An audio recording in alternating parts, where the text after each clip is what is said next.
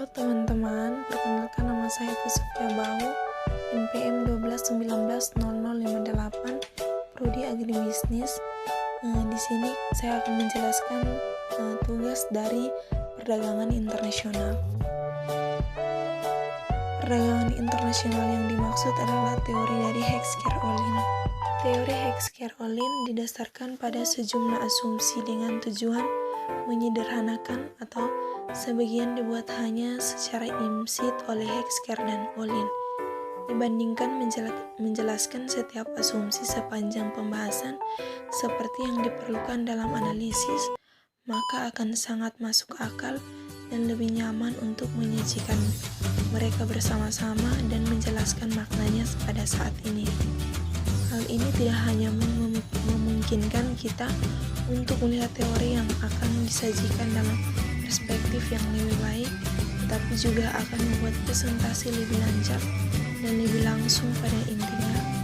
Untuk membuat teori lebih realistis, kita akan menyederhanakan asumsi-asumsi ini dalam bab berikutnya dan menguji pengaruh penyederhanaan tersebut pada kesimpulan yang dicapai.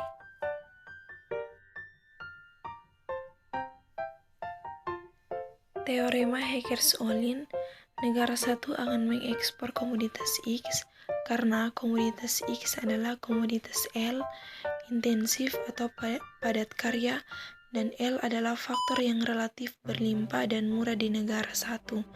Di sisi lain, negara 2 akan mengekspor komoditas Y karena komoditas Y adalah komoditas K, intensif atau padat modal, dan K adalah faktor yang relatif berlimpah dan mudah di negara 2, yaitu R atau W lebih rendah di negara 2 daripada di negara 1. Dari semua kemungkinan alasan untuk perbedaan harga komoditas relatif dan keunggulan komparatif antar negara, teori HO mengisolasi perbedaan dalam kelimpahan faktor produksi relatif atau faktor produksi bawaan antar negara sebagai penyebab dasar atau penentu keunggulan.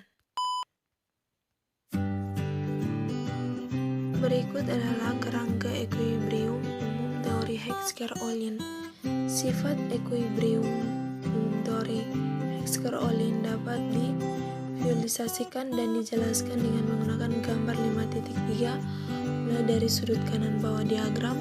Kita melihat bahwa selera dan distribusi dalam kepemilikan faktor produksi, yaitu distribusi pendapatan, bersama-sama menentukan permintaan untuk komoditas. Pada gambar 5.3 menunjukkan dengan jelas bagaimana semua kekuatan ekonomi bersama-sama menentukan harga komoditas akhir. Ini adalah apa yang dimaksud ketika kita mengatakan bahwa model Heckscher-Ohlin adalah model ekuilibrium umum. Berikut adalah titik singgung kurva indiferen 1 di titik A dan A mendefinisikan kondisi di mana perdagangan tidak ada atau autarki ekuilibrium harga komoditas relatif PA di negara 1 dan PA di negara 2 bisa dilihat di gambar.